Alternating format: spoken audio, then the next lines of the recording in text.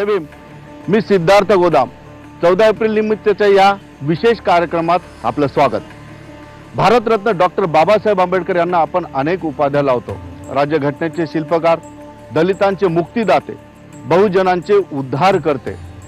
Doctor Babasaheb Ambedkar ज्या ठिकाणी गेले, ज्या ठिकाणी त्यांनी हात लावला, त्या प्रत्येक वस्तूला एक वेगळं महात्म्य निर्माण झालं।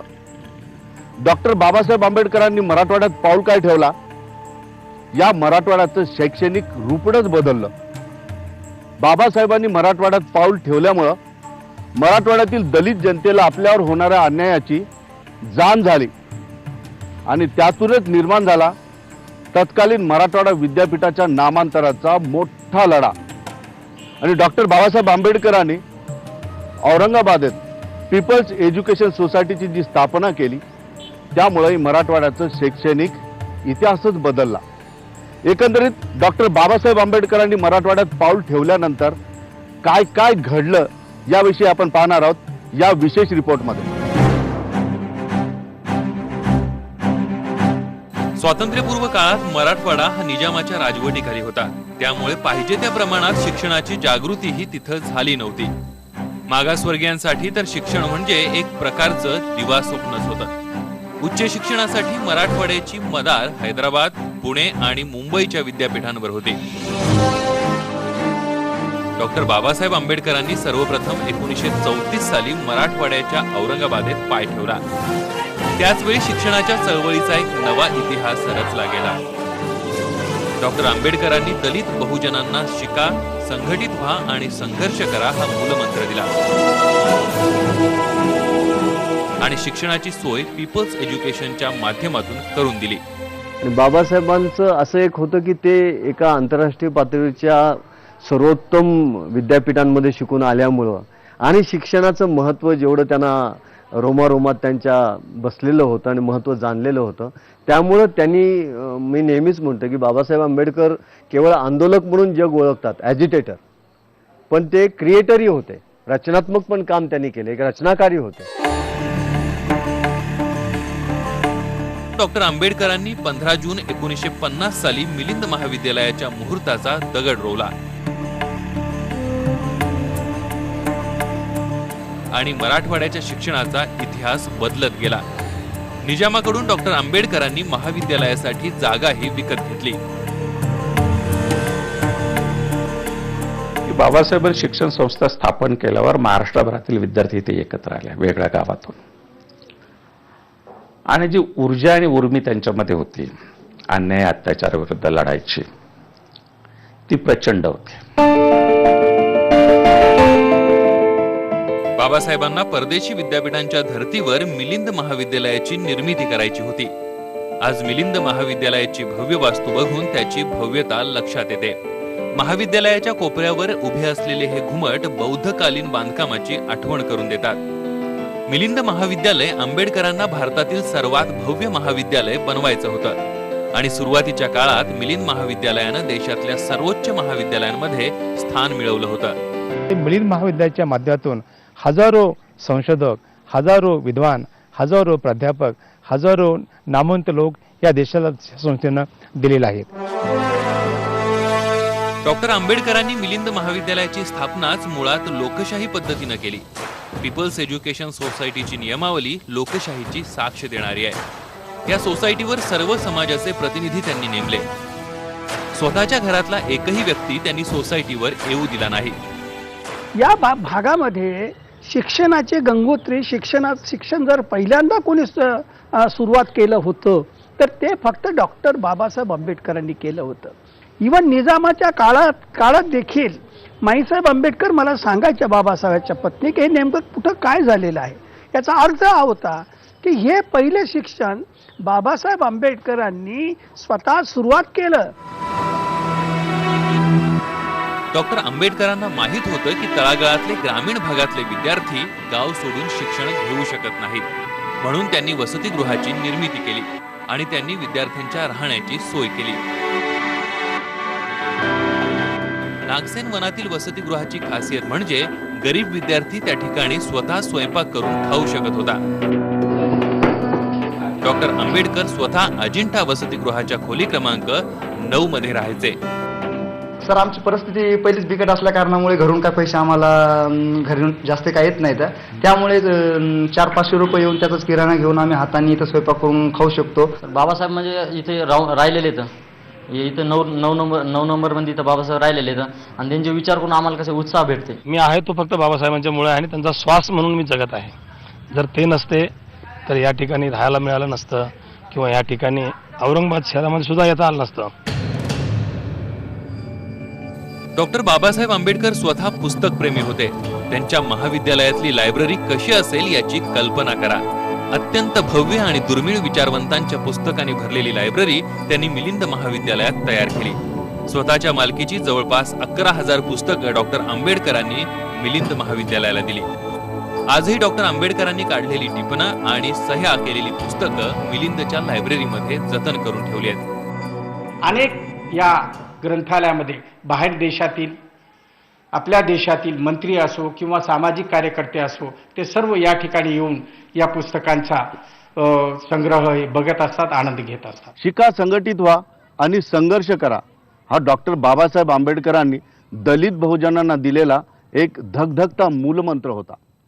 डॉक्टर बाबासाहेब आंबेडकर नेहमी म्हणायचे, शिक्षण हे वाघिणीचं दूध आहे आणि तो पिणारा गुरगुरल्याशिवाय राहणार नाही. बाबासाहेबांनी फक्त म्हणून थांबले नाही. बाबासाहेबांनी औरंगाबादमध्ये दलित बहुजनांच्या शिक्षणासाठी खूप मोठी संस्था उभी केली. पीपल्स एज्युकेशनच्या रूपानं मराठवाड्याच्या शैक्षणिक कायापालट करणारी ही संस्था ठरली. मिलिंद महाविद्यालयाच्या माध्यमातून डॉक्टर आंबेडकरांनी मराठवाड्यात शिक्षणाची गंगोत्री सुरू केली आणि ती आजही थांबलेली नाही. मिलिंदच्या स्थापनेमुळे दलित बहुजन समाजाला शिक्षणाची दिशा मिळाली आणि शिक्षणामुळे हक्कांची जाणीव झाल्यानं दलित बहुजन समाजानं मोठी लोक चळवळ उभी केली. डॉक्टर बाबासाहेब आंबेडकर मराठवाडा विद्यापीठाचा नामांतराचा लढा हा अत्यंत संघर्षमय राहिला. अनेक दलितांना आपले जीव गमवावे लागले, अनेक दलितांचे संसार उद्ध्वस्त झाले. खऱ्या अर्थानं डॉक्टर बाबासाहेब आंबेडकर यांनी स्थापन केलेल्या मिलिंद महाविद्यालयात या लढ्याची बीजं रोवली. मात्र नामांतराची खरी चळवळ सुरू झाली ती विद्यापीठामध्येच. डॉक्टर बाबासाहेब आंबेडकरांच्या नावासाठी का एवढा दलित समाज पेटून उठला होता, काय गरज होती डॉक्टर बाबासाहेब आंबेडकरांचं नाव या विद्यापीठाला देण्याची, याबद्दलचा हा सविस्तर रिपोर्ट.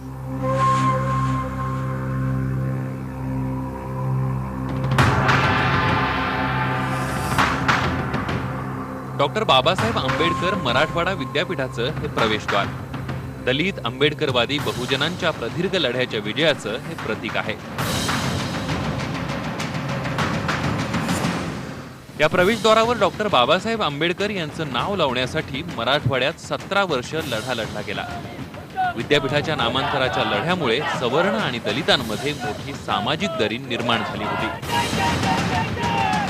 आणि या लढ्यात अनेक दलितांना शहीद व्हावं लागलं, तर अनेक दलितांच्या संसाराची राख रांगोळी झाली. तरी सन्मानाचा हा लढा सुरूच राहिला. हा लढा केवळ दलितांचा नव्हता. या लढ्यात सवर्णही दलितांच्या खांद्याला खांदा लावून लढले. औरंगाबाद शहरामधल्या वेगवेगळ्या संघटनांचे जे विद्यार्थी होते त्यांनी एक मोठा मोर्चा काढला आणि त्या मोर्चामध्ये त्यांनी वेगवेगळ्या मागण्या विद्यार्थ्यांच्या होत्या. विद्यार्थी कृती समिती अशी केलेली होती ज्याच्यात सर्व संघटना सहभागी होत्या आणि त्या मागण्या ज्या होत्या काही विद्यार्थ्यांशी संबंधित मागण्या होत्या. त्याच्यासोबतच बाबासाहेबांचं नाव या विद्यापीठाला द्यावं अशी मागणी सर्व संघटनांनी मिळून केलेली तुम्हाला इतिहासामध्ये दिसेल. डॉक्टर बाबासाहेब आंबेडकर यांचं नाव मराठवाडा विद्यापीठाला द्यावं ही मागणी आली 1978 साली. त्यासाठी सगळ्या दलित संघटना या आंदोलनात उतरल्या. लॉंग मार्च, धरणं, विधानसभेला घेराव, आत्मदहनाच्या माध्यमातून दलित बहुजन समाज पेटून उठला होता. नामांतराचा वणवा महाराष्ट्रभर पसरला. नामांतराच्या चळवळीचं मुख्य केंद्र होतं मराठवाडा विद्यापीठ आणि मिलिंद महाविद्यालय. अन्याय अत्याचाराच्या विरोधात मोर्चा जर निघत असेल तर मिलिंदचा विद्यार्थी अग्रभागी असायचा. जिथं मिलिंदचा विद्यार्थी तो मोर्चा यशस्वी, तिथं यश ठरलेलं. आणि म्हणून सर्व पक्ष काही अपवादात्मक राजकीय पक्ष करता येईल आपल्याला. आधी मोर्चा जर काढायचा असेल तर मिलिंदमध्ये आधी ते खडा टाकून पाहिजे की हे विद्यार्थी आपल्याला प्रतिसाद देणार आहेत. नामांतराच्या लढ्यात सर्वात आक्रमक कोण होतं तर ते आहे दलित पॅन्थर. मराठवाडा दलित पॅन्थरची जबाबदारी होती ती गंगाधर गाडे यांच्यावर. गंगाधर गाडे हे मिलिंद महाविद्यालयाचे विद्यार्थी. गाडे यांनी मराठवाडा विद्यापीठ आणि मिलिंद महाविद्यालयाच्या विद्यार्थ्यांची नामांतराच्या लढ्यासाठी फौज तयार केली होती. गंगाधर गाडे यांनी नामांतराच्या मागणीसाठी विधानसभेला घेराव घातला. त्या काळामध्ये मी जेव्हा गेलो तेव्हा लोक मोठ्या आदेशानं, मोठ्या प्रेमानं, मोठ्या दिमाखानं माझ्याजवळ यायचे. गंगाधर गाडे आले, गंगाधर गाडे. मी काही फार मोठा विद्वान नव्हतो, लढाऊ नव्हतो. फक्त बाबासाहेबांचं नाव घेऊन मी जेव्हा मैदानात उतरायचो तेव्हा हा मैदानात उतरणारा तरुण जो होता हा मोठ्या प्रेमानं, मोठ्या ताकदीनं, मोठ्या श्रद्धेनं माझ्या पाठीशी उभा राहायचा आणि तो नावासाठी माझ्यासाठी लढत राहायचा. नामांतराच्या काळात विद्यापीठाला लोकचळवळीचं स्वरूप प्राप्त झालं होतं. मात्र विद्यापीठातील विद्यार्थ्यांनी त्या काळी कधीच आक्रमक हिंसाचार केला नाही. नामांतराचा लढा मराठवाड्यातल्या गावोगावी पोहोचला होता. गावकुसाबाहेर राहणाऱ्या दलित समाजाला त्याची झळ बसली होती. अनेक झोपड्या पेटवून देण्यात आल्या. अनेक दलित वस्तींवर सशस्त्र हल्ले झाले. सर्व सवर्ण दलितांवर अत्याचार करीत होते असंही काही नव्हतं, तर काही सवर्ण नामांतराच्याही बाजूने होते. काही गावात तर नामांतरासाठी ग्रामपंचायतींमध्ये ठराव घेण्यात आले. नामांतराच्या इश्यूवर ते त्यावेळेस दलित संघटनाच म्हणून नाही, सर्वांचा पुरोगामी लोकांचा फार मोठ्या प्रमाणावर पाठिंबा होता. सगळे लोक एकत्र आलेले होते आणि लोकांना तो प्रश्न अतिशय महत्त्वाचा वाटत होता. म्हणून एक प्रकारे त्यावेळेस चळवळच उभा टाकली आणि त्या चळवळीमधूनच हे नामांतर इश्यू प्रश्न सुटला. डॉक्टर बाबासाहेब आंबेडकर मराठवाडा विद्यापीठ नामांतराच्या काळात दलित पुरोगामी लढ्याचं नेतृत्व करत होतं आणि या लढ्यातूनच अनेक नेते उदयाला आले. विद्यापीठात केवळ नामांतराचाच लढा झाला नाही, तर शिष्यवृत्ती वाढीचा लढा, मराठवाडा विकासाच्या लढ्याचं नेतृत्वही विद्यापीठानंच केलं. मराठवाड्यात लोकांचं असं प्रामाणिक असं मत होतं की जी बाबासाहेबांची कर्मभूमी होती त्या बाबासाहेबांच्या कर्मभूमीमध्ये त्या विद्यापीठाला बाबासाहेबांचं नाव द्यावं. याचं कारण असं तर बाबासाहेब जागतिक किती विद्वान होते त्यांना, भारताच्या राजकीय शिल्पकार होते ते त्यांना, आणि त्याचप्रमाणे स्वतंत्र भारताचे पहिले कायदा मंत्री होते त्यांना. डॉक्टर बाबासाहेब आंबेडकरांनी मराठवाड्यात जी शिक्षणाची मुहूर्तमेढ रोवली त्यामुळे दलित आणि बहुजन विद्यार्थ्यांना, नागरिकांना आपल्यावर होणाऱ्या न्यायाची जाणीव झाली आणि त्यानंतरच मराठवाड्यातील सर्वात मोठा संघर्ष म्हणून इतिहासात नोंद झालेला नामांतराचा लढा सुरू झाला. या नामांतराच्या लढ्याचं चळवळीचं मुख्य केंद्र होतं तत्कालीन मराठवाडा विद्यापीठ.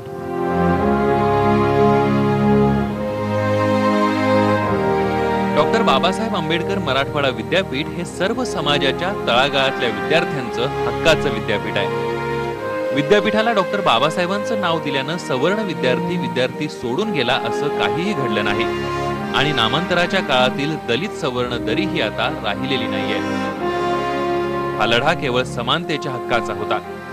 मराठवाड्यात डॉक्टर आंबेडकरांनी पेरलेल्या शिक्षणाच्या वादळाचा परिपाक होता.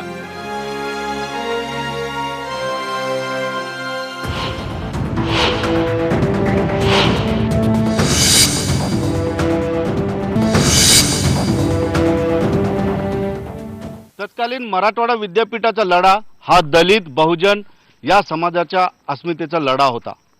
आणि दुसरी महत्त्वाची गोष्ट, डॉक्टर बाबासाहेब आंबेडकरांनी मराठवाड्यात PS सोसायटीच्या माध्यमातून शिक्षणाची धगधगती मशाल रोवली आणि त्याचे परिणाम दूरगामी झाले. आजही त्याचे परिणाम दिसत आहेत. विद्यापीठ तर त्या काळामध्ये लोक चळवळीचे केंद्र बनलं होतं आणि एकंदरीतच डॉक्टर बाबासाहेब आंबेडकरांनी मराठवाड्यात रोवलेला शिक्षणाचा पाया, तत्कालीन मराठवाडा विद्यापीठाच्या नामांतराचा लढा, ही एक वेगळी छाप मराठवाड्यावर पडली होती. आणि या दोन्ही महत्त्वाच्या घटनेचा आजच्या विद्यार्थ्यांना अभ्यास आहे की नाही किंवा त्यांना या दोन्ही घटनांबद्दल काय वाटतं हे जाणून घेऊया. विद्यार्थी आहेत माझ्यासोबत विद्यापीठातल्या. पायकरा, मला एक सांगा, नामांतराचा लढा आजचा विद्यार्थी जवळपास मला असं वाटतं की विसरला नसेल कोणी, पण त्याची जाणीव त्याला वाटते का? काय वाटतं तुम्हाला? नामांतर लढा हा 17 वर्ष लढला गेला, परंतु आता नवीन विद्यार्थ्यांना नामांतराबद्दल तेवढी माहिती नाही, जनतेपर्यंत किंवा सगळं विद्यार्थ्यांपर्यंत नामांतराची तेवढी माहिती नाहीत. पुस्तकं भरपूर आहेत, पण आता वाचण्याचा छंद हा थोडा कमी झाल्यामुळे नामांतराबद्दल हवी तेवढी माहिती विद्यार्थ्यांना सध्या नाही. मला एक सांगा, डॉक्टर बाबासाहेब आंबेडकरांनी मराठवाड्याच्या शिक्षणाची मशाल रोवली PS च्या माध्यमातून. तुम्हाला काय वाटतं, त्या घटनेकडे कसं बघतात?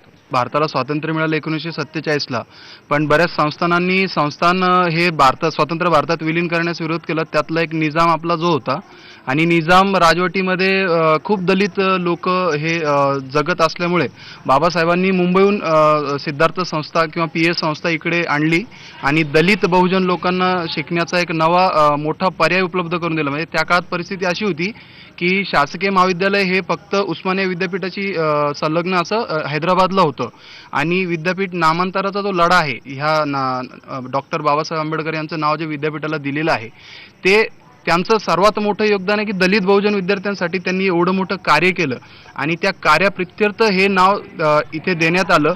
तत्कालीन मुख्यमंत्री किंवा सत्ताधीश यांनी त्याला खतपाणी दिलं म्हणा किंवा ते भिजत ठेवलं. साधारणतः 22 वर्ष तो लढा चालला. तसा पाहिला तर मराठवाडा जुन्या काळापासूनच म्हणजे एका सरंजामशाही किंवा निजामशाहीचा एक शिकार होता. पण बाबासाहेबांनी या सगळ्या परिस्थितीचा विचार केला आणि त्यांना असं वाटलं की या भागामध्ये म्हणजे स्थापन करणं खूप गरजेचं आहे, कारण की हा भाग म्हणजे अतिशय मागास होता शैक्षणिकदृष्ट्या आणि विशेष म्हणजे आर्थिक बाबतीमध्ये मागास होता. आणि बाबासाहेबांचं मला वाटतं की ही PS स्थापन करण्याच्या पाठीमागचा तोच उद्देश असावा. बरं, तो उद्देश झाला, PS स्थापन झाली, चांगली झाली, पण विद्यार्थ्यांनी त्याचा फायदा उचलला का, बहुजन दलित विद्यार्थ्यांनी? हा सर्वात मोठा प्रश्न आहे की पाठीमागचा जर अभ्यास केला आपण तर मला वाटतं की हा सुवर्ण काळ आहे आमच्या दलित बहुजन किंवा जे बहुजन विद्यार्थी आहेत, कारण की याच्यापूर्वी एवढी शैक्षणिक प्रगती कधी झाली नव्हती. आज माझी पिढी बघायला तर माझी तिसरी पिढी आहे की जी शिक्षणाच्या माध्यमातून आज इथपर्यंत विद्यापीठापर्यंत येऊ शकते. याच्या पहिलं असं कधी झालेलं नव्हतं, आणि मला वाटतं त्याचं फलित म्हणजे हे आताचं संपूर्ण जे आम्ही बहुजन विद्यार्थी शिक्षण घेतोय हे त्याचंच फलित आहे. या विद्यापीठात शिकायचंय, बाबासाहेबांच्या नावाचे विद्यापीठात शिकायचे, त्यांच्यासारखं प्रज्ञावान बनायचे म्हणून इथं विद्यार्थी येत आहेत. असं ज्या पद्धतीने माझा मित्र म्हणला की एक पिढी येते इथं, एक पिढी घडतीये. आज माझी दुसरी पिढी आहे आमच्या घराण्यामध्ये शिकायची. तर आमचा आदर्श किंवा आज खेड्यापाड्यामध्ये हेच आहे की विद्यापीठामध्ये जाऊन शिकायचंय तुला, बाबासाहेब आंबेडकरांच्या नावाच्या विद्यापीठामध्ये. ह्यामुळे बाबासाहेबांचं नाव ज्या पद्धतीनं ह्या विद्यापीठाला भेटले तर ही मोठी शैक्षणिक क्रांती आहे. आणि मला असं वाटतंय की भारतामध्ये ज्या पद्धतीने कोलंबिया युनिव्हर्सिटीने बाबासाहेबाला एक त्यांच्या युनिव्हर्सिटीला सगळ्यात चांगला विद्यार्थी म्हणून क्रम प्राप्त केलेला आहे प्रथम यांनी, तर भारतातल्या सगळ्याच विद्यापीठाचं नाव डॉक्टर बाबासाहेब आंबेडकर विद्यापीठ व्हावं हेच सार्थ ठरेल. पण राजकारण करतो मग त्यांचं नाव का नको असा प्रश्न या ठिकाणी मला देखील पडलेला आहे आणि आपणाला देखील पडलेला असणारच आहे. जर तुम्ही फक्त राजकारण करून दलितांची मतं मिळवतात, मग त्यांच्या मुलांना शिकण्यासाठी या विद्यापीठाला नाव देणं त्यांना गरजेचंच होतं आणि ते योगायोगानं मिळालेलं आहे. आणि मोठ्या प्रमाणावर विद्यार्थी या ठिकाणी नक्कीच आपण शिक्षण घेत आहेत. माझे आई वडील निरक्षर आहेत, परंतु बाबासाहेबांनी कॉलेज काढलंय आणि तुला औरंगाबादमधला शिकायला जायचंय हा माझ्या आई वडिलांचा शब्द आहे. आणि त्यामुळेच मी मिलिंदमध्ये आलो, मिलिंदमध्ये शिकून नंतर मी विद्यापीठामध्ये आलो आणि खरोखरच या विद्यापीठामध्ये शिकत असल्याचा मला अभिमान आहे. कारण नेटसेट UGCनं सर्टिफाय केलंय की नेटसेटमध्ये सर्वात जास्त जर विद्यार्थी पास झाले असतील तर ते फक्त डॉक्टर बाबासाहेब आंबेडकर मराठवाडा विद्यापीठात झाले आहेत. आणि आताही जर आपण राजीव गांधी नॅशनल फेलोशिपचा विचार केला, मौलाना आझाद नॅशनल रिसर्च फेलोशिपचा विचार केला तर त्याच्यामध्ये बाबासाहेब आंबेडकर मराठवाडा विद्यापीठाचा झेंडा हा अटकेपार आहे. आणि एक सामान्यातल्या सामान्य विद्यार्थ्यासाठी, तरुणासाठी हे विद्यापीठ म्हणजे प्रेरणास्थान आहे. कुठल्याही समाजात एखादा जो महापुरुष घडतो तो एका समाजाचा जरी जन्माला आला असला तरी ते सगळ्या घटकाचा विचार करून महापुरुष बनत असतो. तर डॉक्टर बाबासाहेब आंबेडकर हे महापुरुष बनले आणि त्यांनी सगळ्या घटकाचा विचार करून त्यांनी ह्या शिक्षण मुख्य प्रवाहात ह्या बहुजन समाजाला आणलं, त्यांना शिक्षण दिलं आणि त्याचं नाव देण्यासाठी 17 वर्षे लढावा जावा ही दुर्दैवाची गोष्ट आहे. एकंदरीत म्हणजे बहुजन विद्यार्थी किंवा वंचित जे समाज आहे आज पूर्ण भारतातला, त्या सर्वांना या नावामुळे एक आपलं असं काहीतरी आहे, शिक्षण कुठेतरी मिळतंय यामुळे तर इथं आलेच. आणि राहता म्हणजे मुलींचा प्रश्न तर मुलींना तर शूद्र अतिशूद्र स्त्रियांना गणल्या गेलेले, तर त्या अतिशूद्र त्या समाज व्यवस्थेतील एका घटकाला सुद्धा इथपर्यंत येऊन विद्यापीठापर्यंत येऊन शिक्षण घेता येत असेल तर फक्त मला वाटतं की बाबासाहेबांमुळेच येत असेल. निश्चितच बाबासाहेबांमुळेच होत असेल. बाबासाहेबांचं एक महत्त्वाचं मूलतंत्र मला या ठिकाणी दिसतं. बाबासाहेब म्हटले होते की शिक्षण हे वाघिणीचं दूध आहे आणि ते पिल्यानंतर तो गुरगुरल्याशिवाय राहणार नाही. त्याचमुळं डॉक्टर बाबासाहेब आंबेडकरांनी या ठिकाणी नागसन वनामध्ये मोठं महाविद्यालय निर्माण केलं आणि त्या ठिकाणी हे विद्यार्थी तत्कालीन विद्यार्थ्यांनी वाघिणीचं दूध पिलं आणि आपल्यावर अन्याय होतोय त्यासाठी त्यांनी नामांतराचा मोठा लढा या ठिकाणी उभा केला आणि त्या लढ्याचं यशही या ठिकाणी डॉक्टर बाबासाहेब आंबेडकर मराठवाडा विद्यापीठ म्हणून मोठ्या दिमाखात उभा आहे. सुधीर जाधवसह सिद्धार्थ गोदाम, IBN लोकमत, औरंगाबाद. डॉक्टर बाबासाहेब आंबेडकर नेहमी म्हणायचे शिक्षण हे वाघिणीचं दूध आहे आणि जो हे दूध पिईल तो गुरगुरल्याशिवाय राहणार नाही. डॉक्टर बाबासाहेब आंबेडकरांनी औरंगाबादमध्ये पीपल्स एज्युकेशन सोसायटीच्या माध्यमातून शिक्षणाची सोय केली. शिक्षणाचं म्हणजेच वाघिणीचं दूध विद्यार्थ्यांनी पिलं आणि त्यानंतर ते गुरगुरायला लागले, कारण त्यांच्यावर होत असलेल्या आणि त्यांच्यावर झालेल्या अन्यायाची जाणीव त्यांना झाली आणि त्या जाणीवेच्या माध्यमानं खूप मोठा लढा मराठवाड्यात राहिला. त्यावेळेसपासूनचा हा लढा आजपर्यंत अविरतपणे सुरू आहे. डॉक्टर बाबासाहेब आंबेडकरांचे विचार जोपर्यंत राहतील तोपर्यंत हे लढे थांबणार नाहीत. आता वेळ झाली या विशेष कार्यक्रमामध्ये इथंच थांबण्याची. पाहत राहा फक्त IBN लोकमत.